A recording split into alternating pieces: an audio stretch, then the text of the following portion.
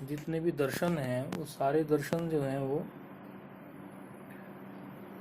अपने अपने ढंग से तत्व या पदार्थ उनका वर्णन करते हैं। कहते हैं इतने पदार्थ हैं, इतने तत्व हैं। मोटा मोटी में जो लोग सुनते हैं, और कई बार वो उतना गंभीरता से विचार नहीं कर पाते, लेकिन ऐसा तो सुना हुआ होता है कि तत्व ज्ञान से मोक्ष हो जाएगा। इतना सभी आध्यात्मिक जिज्ञासुओं ने सुना हुआ होता ही है कि तत्व ज्ञान से मोक्ष हो जाएगा। अब यहाँ पर दो बातें आ गई, एक आ गई तत्व ज्ञान, दूसरी आ गई मोक्ष। तत्व ज्ञान में ये देखना पड़ेगा कि किस तत्व के ज्ञान से तत्व देखना पड़ेगा ना। किम तत्वेन, किस तत्व के ज्ञान से, किम तत्व ज्ञानेन, किस तत्व के ज्ञान के द्वारा। दूसरा देखना पड़ेगा कि किस तत्व के ज्ञान के द्वारा के अलावा कि केन प्रकारेण मोक्ष, केन प्रकारेण मोक्ष।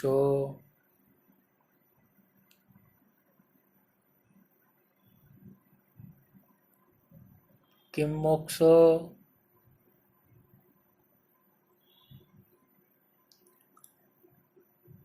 ये सब देखना पड़ेगा, क्योंकि मोक्ष एक एकादशी के व्रत की कथा सुनने से लेकर सत्यनारायण की कथा, एक मंगलवार, सोमवार, बुधवार इत्यादि के व्रत इत्यादि सभी के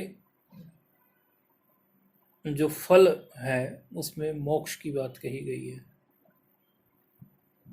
क्या केवल एकादशी के व्रत से जो मोक्ष मिल रहा है आपको वह मोक्ष अभिष्ट है?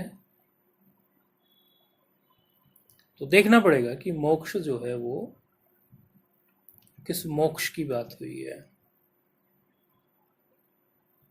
ये पता होता है आध्यात्मिक जिज्ञासुओं को कि सायुज्य, सालोक्य, सामीप्य, इस प्रकार की मुक्तियां हैं।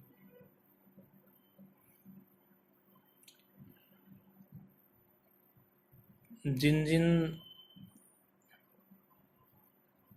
देवताओं की उपासना हम करते हैं, जिन जिन इष्ट भगवान की उपासना हम करते हैं, तत्त लोक प्राप्त हो जाते हैं।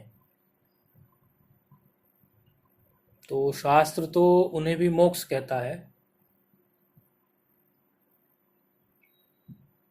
तो वो तारतम्यता वाली बात है, सापेक्षता वाली बात है। जैसे कोई ये कहने लगे कि कार्य के प्रति कारण जो है वो नित्य है,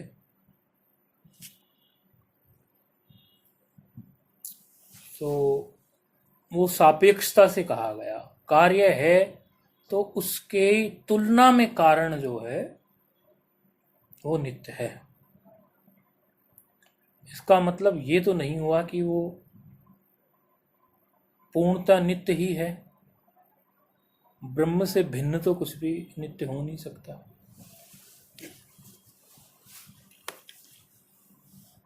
तो अनेकों दर्शन सामने आए जिन्होंने तत्व बताए। बोले तो ये तो हमने सुन लिया गुरुदेव कि तत्व ज्ञान से मोक्ष होता है। केन तत्व ज्ञानेन, मतलब किन तत्व के, किस तत्व के ज्ञान के द्वारा होगा, कौन सा वो तत्व है, वो मोक्ष होगा तो कौन सा होगा। अनेकों दर्शनों ने मोक्ष की परिभाषा अलग अलग गढ़ दी। दुख का अत्यंता भाव सांख्य कहता है, योग कहता है कि समाधि ही हमारा अंतिम साधन है। अंतिम फल है और समाधि तक गए तो सब काम खत्म हुआ। मीमांसा कहती है कि मोक्ष और कुछ नहीं है और बंधन और कुछ नहीं है, केवल कर्मों का खेल है। आपके कर्म ही बंधन और आपके कर्म ही मोक्ष का रूप ले लेते हैं। इस मीमांसा को थोड़ा सा चुराया स्वामी दयानंद ने, आर्य समाज के जो संस्थापक हुए। मीमांसा को उन्होंने, पूर्व मीमांसा को थोड़ा चुराकर उसमें अपनी कल्पना को मिश्रित कर कर एक नया संप्रदाय खड़ा कर दिया। इसीलिए आर्य समाज ही प्राय कर्म की बात करते नजर आएंगे। तो मीमांसा कहती है कि कर्म कर्म से ही है सब। इसलिए आर्य समाजियों का जो मोक्ष है ना, वो कर्म से ही है।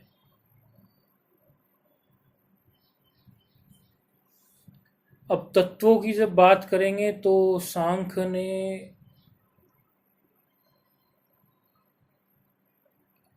24 तत्व कहे कि 24 तत्वों के ज्ञान से मोक्ष हो जाएगा, और उसमें भी प्रकृति पुरुष के विवेक से ज्ञान हो जाएगा।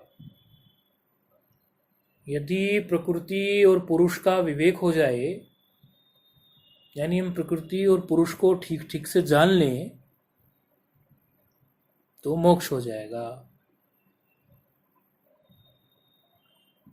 दुखों की अत्यंतिक निवृत्ति हो जाएगी तो मोक्ष हो जाएगा। ये सांख्य का सिद्धांत है। सांख्य का, खिचड़ी मत कर देना, अलग अलग दर्शनों का अलग अलग बता रहे हैं। प्राय लोग खिचड़ी कर देते हैं। योग ने 24 से उनको 25 कर दिया, ईश्वर भी जोड़ दिए उसमें, 25 तत्व कह दिए। मतलब सांख्य और योग को यदि मिला लें तो उनका 24 और 25 हो गए, एक के 24 एक के 25। वो कहते हैं इन तत्वों के ज्ञान से मोक्ष हो जाता है। उनका तत्व ज्ञान ये है, इन 24 तत्वों को जानना, अथवा योग के ढंग से 25 तत्वों को जानना, ये उनका मोक्ष है। और न्याय जो है वो कह रहा है कि षोडश पदार्थ जो हैं, फिर आगे के आने वालों ने तर्क संग्रह कर दिया, न्याय और वैशेषिक को मिक्स करके उन्होंने सप्त पदार्थ बना दिए। उन षोडश पदार्थों को 7 पदार्थों में ले आए। वो कहता है सारी सृष्टि को हमने इसी में अंतर्भूत कर दिया, पूरे जगत को।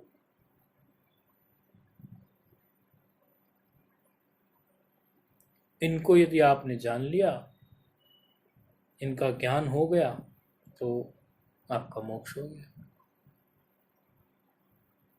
ये सब ही है। चारवाक आदि हैं, उसमें वो तो कहते हैं, चारवाक तो कहता है कि मोक्ष और कुछ भी नहीं है। यदि आप महाभूत या भूत की बात करोगे, मैं उनको मानता हूँ इस प्रकार से, जैसे 4 ही भूत हैं, पृथ्वी, जल, तेज, वायु। आकाश को मैं नहीं मानता।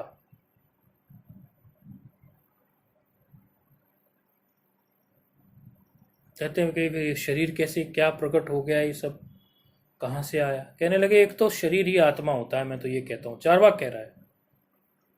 इसलिए चारवाकवादी हो गए ना आजकल लोग। चारवाक का कहना है शरीर ही आत्मा है, मतलब शरीर मर गया तो आत्मा, बस मोक्ष, खत्म कहानी। इसके बाद ना कोई पुनर्जन्म है ना कुछ है। आजकल जो पाश्चात्य संस्कृति या पता नहीं कैसा हो गया लोगों का, इतने खर्चीले हो गए कि वो चारवाक दर्शन वाले ही हो गए ना। जैसे बहुत सारे लोग लोन ले लेकर भाग गए, तो लगता है उनका चारवाक दर्शन पर ही विश्वास है। चारवाक दर्शन क्या कहता है, भस्मीभूतस्य देहस्य पुनरागमनम कुतः। देह भस्म हो जाएगी, पुनरागमन नहीं है, जन्म नहीं है दोबारा। चारवाक कह रहा है, चारवाक दर्शन। मैं अपना सिद्धांत बाद में लाऊंगा, यानी वेदांत को हम बाद में लाएंगे, अभी थोड़ा दूसरे दर्शनों को बता रहे हैं। भस्मीभूतस्य देहस्य पुनरागमनम कुतः।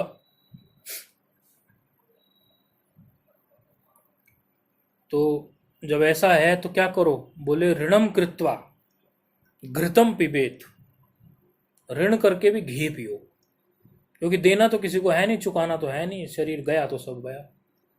तो आजकल ऐसी है ना, लोग लोन ले लेके बैंकों से सोचते हैं शायद देना ही नहीं पड़ेगा, उनको पता नहीं है कि ऐसा नहीं होता। पुनरागमनम है। यदि पुनरागमनम नहीं होता, पुनर्जन्म नहीं होता, तो ना तो सभी लोग एक ही जैसे पैदा हो जाते, या सभी लोग एक ही कैटेगरी से पैदा होते। कोई जन्म जो ले रहा है वो गरीब, कोई रईस, कोई लंगड़ा, कोई स्वस्थ, तो पूर्व के कर्म ऐसे कुछ होंगे, पूर्व का जन्म ऐसा हुआ होगा, उसके अनुसार अभी का शरीर उसको ऐसा मिला है। तो चारवाक कहता है कि ये सब जो प्रकट हो गया ना, शरीर इत्यादि, ये कुछ नहीं है। चार चीजें मिलाकर पांचवी चीज भी अपने आप ही रंग दे दिया। जैसे आपका तंबुल, जैसे जो ये पान होता है, पान में कत्था, पान का पत्ता, चूना लगाते तो ये तीन चार चीजें हैं, लेकिन लाल रंग अपने आप आ जाता है। बोले ऐसे ही मुझे अलग से आकाश की कल्पना नहीं करनी, सब हो जाएगा। चारवाक का सिद्धांत है ये। तो अलग अलग दर्शनों के अलग अलग सिद्धांत हैं, लेकिन वेदांत इन सबको काट देता है। सांख्य को भी काटता है, योग को भी काटता है, मीमांसा को भी काटता है। सिद्धांत स्तर पर काटता है। फिर कह रहे हैं लड़ता नहीं है वेदांत, उनके सिद्धांत को काटता है। और फिर अद्वैत सिद्धांत की स्थापना हो जाती है। वो कहता तत्व तो दो ही हैं, एक आत्मा एक अनात्मा, एक जीव एक ब्रह्म, एक माया एक ब्रह्म। दो का ही खेल है सारा, और वो दो भी एक के कारण ही है। दो है, दो भी नहीं है। वेदांत कहता है एक ही है, दो भी नहीं है। दो तो ये अधिकारी भेद से बताए, जिसको दिख रही है माया उसके लिए दो नहीं, द्वैती थोड़ी होता है। वेदांत तो अद्वैत है। वो कहता है दो एक का झंझट ही नहीं है, एक ही है, लेकिन अलग अलग दृष्टि सृष्टिवाद, सृष्टि दृष्टिवाद, अजातवाद। अजातवाद में तो जगत कभी हुआ ही नहीं। दृष्टि सृष्टिवाद में जैसी दृष्टि वैसी सृष्टि। तो ये अलग अलग दर्शनों के सिद्धांत है, लेकिन वेदांत ही इसकी पोल खोलता है, और वेदांत ही फिर ये पक्का करा देता है। एक शास्त्र है वेदांत डिंडिमह। गांव देहात में या कहीं कहते हैं ना, नगर में ढिंढोरा पिट गया है, डुंडी पिट गई, ढिंढोरा पिट गया, उसको बोलते हैं डिंडिमह। डिमडिम ढूंढी, डुंडी पिट गई, ढिंढोरा।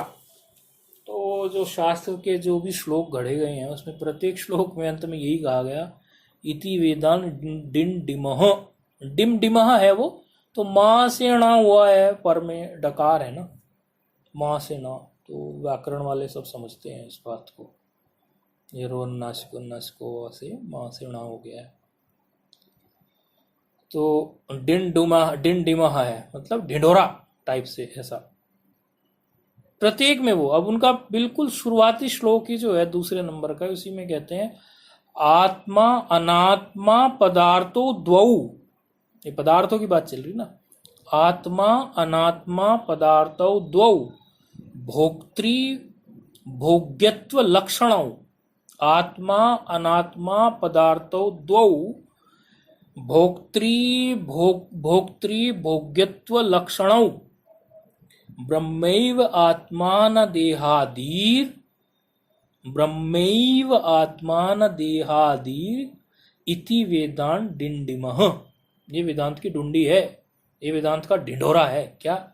आत्मा और अनात्मा ये दो ही हैं बस, उसी को भोगता और भोग्य रूप, तीसरा कोई पदार्थ हमारे यहाँ है नहीं।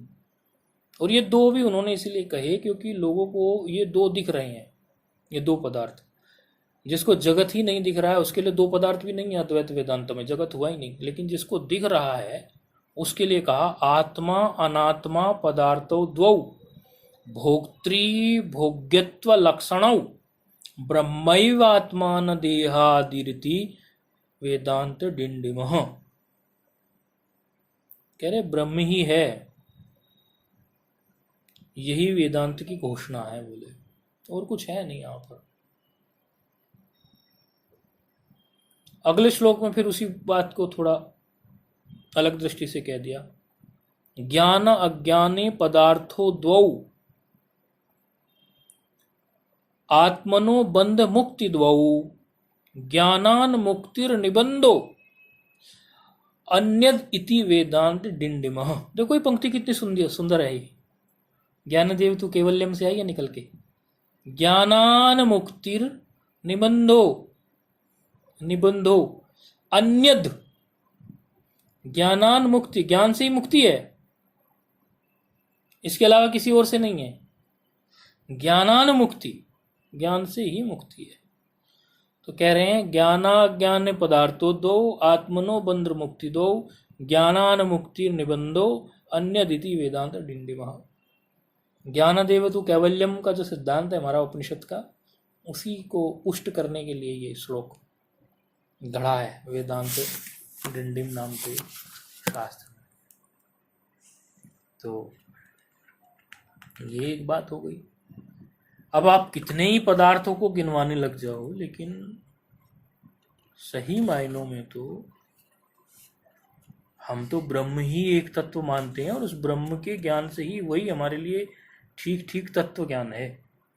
हम सांख्य के तत्वों को, योग के तत्वों को, चार्वाक के अनुसार या बौद्धों के या मीमांसा की कर्म का जो सिद्धांत है वो हम नहीं मानने वाले हैं। हमारे लिए तो यही है। ये जो वेदांत डिंडिमर शास्त्र है इसमें थोड़े विवाद हैं। कोई कहते हैं कि नरसिंह सरस्वती जी का है वेदांत सार वालों का, कोई कहता है कि ये आद्य शंकराचार्य जी का ही है।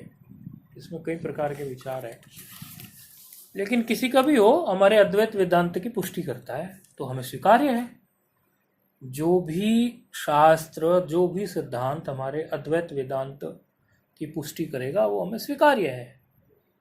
जो भी श्रुत्यानुकूल तर्क होगा वो हमें स्वीकार्य है। जो भी श्रुत्यानुकूल शास्त्र होगा वो हमें स्वीकार्य है। ये हमारा सिद्धांत है। अद्वैत वेदांत में जो हमें लेके जाएगा वो हमें स्वीकार्य है वेदांती को।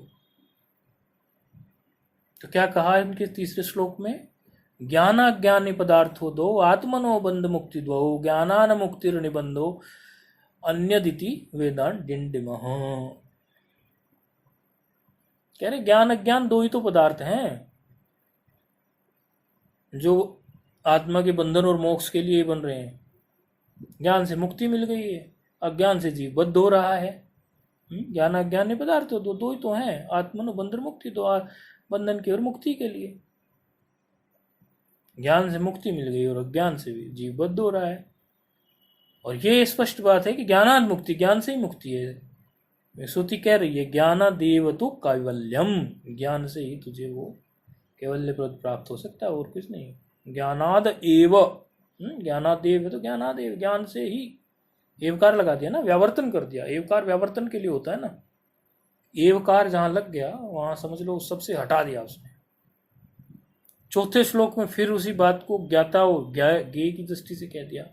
ज्ञात्री ज्ञेय पदार्थो दो भाष्य भाषक लक्षण। ज्ञात्री ब्रह्म जगत जेयम इति वेदांत डिंडिमः। ज्ञाता और ज्ञेय ये दो ही भाष्य भाषक भाष्यात्मक पदार्थ हैं। एक जानने वाला है और एक जो जाना जाता है, वो दो ही तो चीज है। दो बातों की पुष्टि के लिए ही आता है, दो ही तो चीज है। जिसे दिख रहा है जगत उसके लिए है, जिसे नहीं दिख रहा है उसके लिए तो अजातवाद है। ज्ञाता और ज्ञेय ये दो ही तो हैं। एक देखने वाला है, एक दिखने वाला है, यानी एक जानने वाला है, एक जाना जाने वाला है।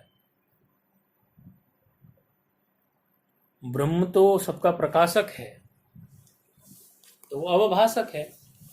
और जगत प्रपंच जो है वो भाष्य है, अर्थात प्रकाश्य है, दिख रहा है। जो प्रकाशक के द्वारा प्रकाश्य होता है, देखा जाए वो प्रकाश्य होता है।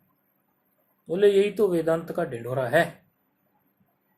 दो दो की वो ले के व्याख्या की बड़े सुंदर ढंग से। शास्त्रकार का चिंतन अपने अपने ढंग का होता है। आगे क्या, सुख दुख दो हैं, फिर आगे कहा समष्टि व्यष्टि दो हैं। तो ज्ञान और कर्म फिर दो कह दिया। तो इस तरह से फिर आगे से कहा कि सुनने के और ना सुनने के योग भी दो ही चीज हैं। इस प्रकार ये वेदांत अच्छा है। तो हमारे यहाँ पर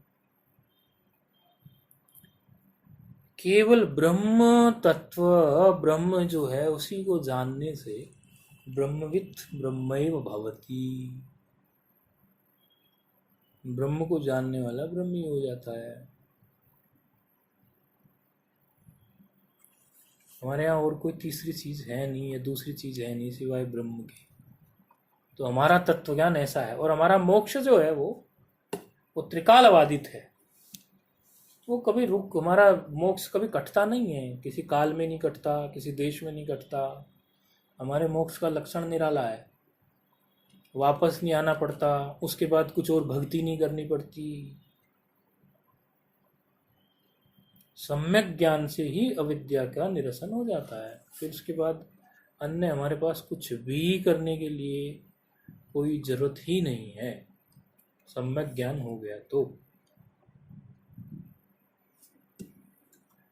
इसलिए ज्ञानमय दृष्टि ही बनाओ, दूसरा कोई रास्ता नहीं है। श्रवण मनन निधिध्यासन ही है। श्रवण मनन निधिध्यासन में कई लोगों को कंफ्यूजन होता है, तो आज सुन लो। श्रवण तो ये होता है कि सम्यक प्रकारेण आपको जब निश्चय हो जाता है, ये जो सुनना है ना, सुनना कान से, ये खाली श्रवण नहीं होता। ये सुनने के साथ साथ जब आपको निश्चय हो जाता है जो सुनाया जा रहा है उसका, षड्लिंग के द्वारा, उपक्रम, उपसंहार, अभ्यास, अपूर्वता, ये सब षड्लिंग होते हैं। मतलब किसी भी उपनिषद सिद्धांत को समझाने के लिए 6 लिंगों की जरूरत पड़ती है, षड्लिंग। आप मोटे तौर पर समझें तो जिसको आप श्रवण कहते हैं, यदि आपका श्रवण की सम्यकता की जांच की जाए कि श्रवण ठीक है कि नहीं है, तो उसकी जांच ये है कि श्रवण होते ही ऑटोमेटिकली, वो बहुत मोटे तौर पर समझाने की कोशिश कर रहे हैं, आपका मनन हो जाएगा ऑटोमेटिकली। तो आपका श्रवण थोड़ा ठीक है। तो मनन क्या होता है कि यदि श्रवण आपका निश्चय नहीं हुआ तो फिर मनन, आप उसको बार बार दोहरानी करेंगे कि क्या सुना क्या सुना क्या सुना, ऐसे मनन करेंगे। और फिर जो वो मनन जो सतत एक ही वृत्ति और एक ही निश्चय और एक ही आपका प्रत्यय बन जाए, बार बार वही अहम ब्रह्मास्मि वाला, वो निधिध्यासन हो गया। और अपने आप उसमें परिश्रम नहीं। मनन में थोड़ा बहुत परिश्रम है, श्रवण में है, निधिध्यासन अपने आप उठता है आपके अंदर से, सब अपने आप वही उठेगा, अहम ब्रह्मास्मि। और आपका विचार किंचित भी जो है वो जीवत्व की तरफ नहीं जाएगा, आपका निश्चय हो चुका होगा। श्रवण हुआ है, फिर मनन से, फिर ये तो निश्चय होने के बाद ही निधिध्यासन होता है, नहीं होता नहीं तो बस फिर ज्ञान हो जाता है। श्रवण जो आप सुनते जो, वो कान से सुनना श्रवण का एक बहुत छोटा सा भाग है, लेकिन कान से सुनकर उसका निश्चय भी होता है, तो श्रवण का ठीक से वही रूप है, क्योंकि उसमें आपका निश्चय हो जाता है। तो वो परंपरा से जो लोग गुरुमुख से शास्त्रों का श्रवण करते हैं, वेदांत इत्यादि का, उनके लिए संभव है। नहीं तो भाई ठीक है, सब अपना अपना कर्म कर रहे हैं, सब अपनी अपनी साधनाएं भी कर ही रहे हैं, और साधना करनी भी चाहिए। धीरे धीरे आएंगे, वेदांत को समझेंगे। ब्रह्मात्मिक बोध तो एक विलक्षण है ना, आपकी सर्व बंधनों से छुट्टी हो जाए। इसीलिए तो कहते हैं ना, ज्ञानवान जो होते हैं वो दुर्लभ होते हैं ना। ज्ञानवान कोई ऐसे थोड़ी हो जाएगा, कोई भी उठाया ज्ञानवान हो गया। सारी चीज़ों का निश्चय हो चुका होता है ना उसको, उसके लिए सब जगत वास्तव में मिथ्या हो जाता है। ये सिर्फ थ्योरेटिकल बात नहीं। कई लोग सोचते होंगे ना कि हम सुनते तो हैं, जगत मिथ्या, लेकिन हो जाता है, जगत मिथ्या हो जाता है। मिथ्या तो भान ही होता है जगत का, तो ब्रह्म केवल एक सत वस्तु नजर आती है। तो श्रवण मनन निध्यासन करते रहना है। धीरे धीरे धीरे धीरे धीरे धीरे जो है वो वृत्ति जो है अखंड ब्रह्माकार वृत्ति बनेगी, जो कि वृत्ति व्याप्ति है, फल व्याप्ति नहीं है। उसका कुछ और फल नहीं है। फल व्याप्ति का मतलब है कि कुछ और फल प्राप्त हो उस वृत्ति का। जैसे बाहर आप कुछ देखते हो, घट देखते हो, घट माना घड़ा, घट संस्कृत में बोलते हैं ना, घट घड़े को बोलते हैं। या घट देखते हो अर्थात आप घड़ा देखते हो, या कूलर देखते हो, कुछ भी देखते हो, तो उसमें प्रक्रिया क्या होती है? प्रमाता होता है, प्रमेय होता है और प्रमा होती है।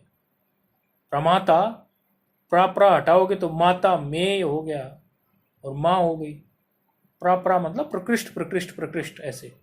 तो प्रमाता, प्रमाता होता है देखने वाला, अंतःकरण है ना, जानने वाला, मतलब अंतःकरण हो गया ना प्रमाता। यहाँ पर जब भी कोई बाहर आप कोई वस्तु देखते हैं तो अंतःकरण से ही तो एक किरण निकलती है ना। फिर उस किरण पर, उस आपके वो जो चैतन्य की वो जो एक किरण जैसी है समझाने के लिए, उसी पर आपकी वृत्ति जो है आरूढ़ होकर चढ़कर जाती है ना। जैसे नहर में पानी जाता है और क्यारी तक पहुंच जाता है। एक मूल स्रोत से पानी निकलता है, वो नहर के माध्यम से, आपकी नाली के माध्यम से आपके खेत में पहुंच जाता है। इसी प्रकार अंतःकरण से जो वृत्ति निकली, अंतःकरण यहाँ पर प्रमाता है, और वो वृत्ति उसी अंतःकरण वृत्ति पर चेतन आरूढ़ रहता है। वृत्ति अवच्छिन्न चेतन जो है उसी पर आरूढ़ होता है, चढ़ा रहता है, जैसे पानी जो है वो नहर में चढ़ा रहता है।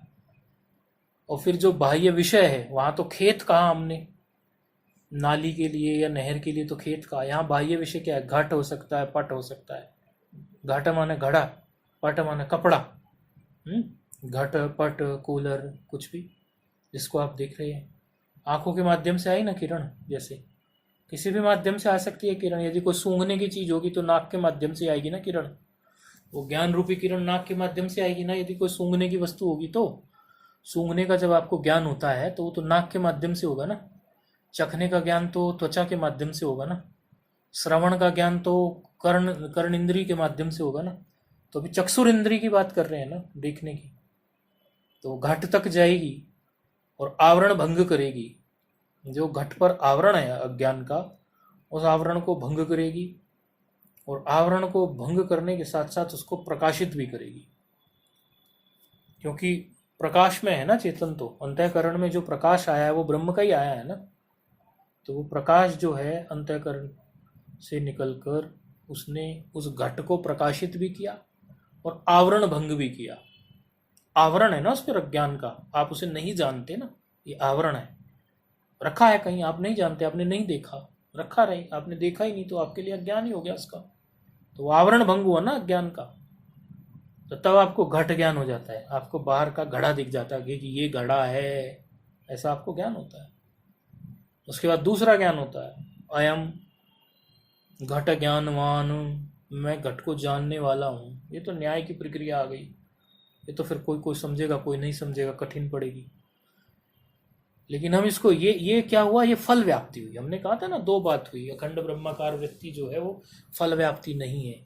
तो आपको ये बताना जरूरी था ना फल व्याप्ति क्या होता है। तो ये फल व्याप्ति है क्योंकि इसमें बाहर कुछ फल मिला। लेकिन जब वृत्ति अखंड ब्रह्माकार बनती है अंदर ही, और उसको बाहर का कोई विषय तक तो जाना नहीं है, तो वो अंदर चैतन्य की तरफ को मुड़ती है। जहां से वो प्रकाश निकला है उल्टी वहीं को मुड़ जाती है। अब जो वृत्ति उल्टी वहीं को मुड़ जाती है, तो वो वृत्ति को केवल जो है अज्ञान का आवरण भंग करेगी। वो वृत्ति, उसको प्रकाश करने की जरूरत नहीं है, क्योंकि वृत्ति जिसकी तरफ मुड़ रही है वो उससे बड़ा प्रकाश है। दीपक से बड़ा सूर्य है, तो क्या दीपक सूर्य को प्रकाशित करेगा? यदि दीपक का प्रकाश सूर्य की तरफ जाने लगे तो क्या दीपक का प्रकाश सूर्य को ढांप लेगा? नहीं, बल्कि सूर्य का प्रकाश ही दीपक को ढांप लेगा, दीपक के प्रकाश को ढांप लेगा।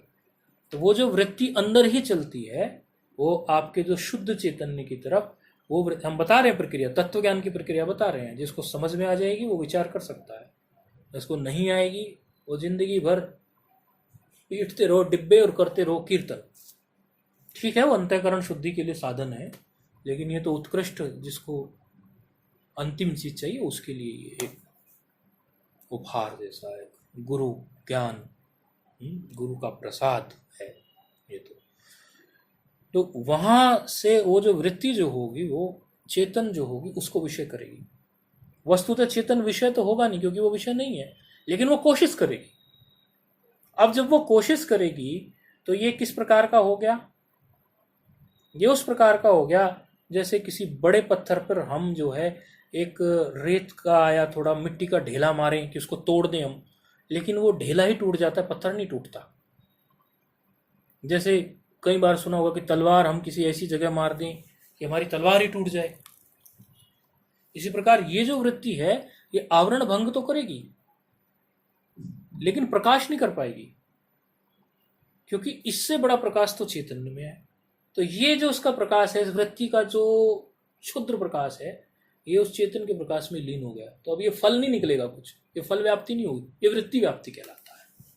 इस प्रकार जो घटना घटी ये वृत्ति व्याप्ति कहलाता है। और यहीं फिर जो अखंड ब्रह्माकार जो वृत्ति ये बनी थी आपकी, ये वृत्ति कैसी थी? अखंड ब्रह्माकार की, मैं ही ब्रह्म हूं। जब गुरु ने उपदेश किया था ना तत्वमसी, श्वेत केतु को 9 बार हुआ, हो सकता है आप संतों को जो है वो 18 बार हो जाए या 90 बार हो जाए या 9000 बार हो जाए, कभी तो बात बनेगी। श्वेत केतु को उपनिषद में 9 बार आरुणि ने उपदेश किया, लेकिन हो सकता है आपको 9 की जगह 90 बार मिल जाए, 180 बार मिल जाए या 9000 बार उपदेश मिल जाए। बार बार बार बार अंतःकरण शुद्ध हो और बार बार उपदेश किया जाए, कभी ना कभी तो बात बन जाएगी। कभी ना कभी वो आपकी वृत्ति जो है वो अखंड ब्रह्माकार बन जाएगी। जैसे तत्वमसी गुरु कहेंगे, अनेकों उपदेश कहने के बाद फिर कहेंगे वो तत्व तू ही है जिसका मैंने इतनी देर से वर्णन किया।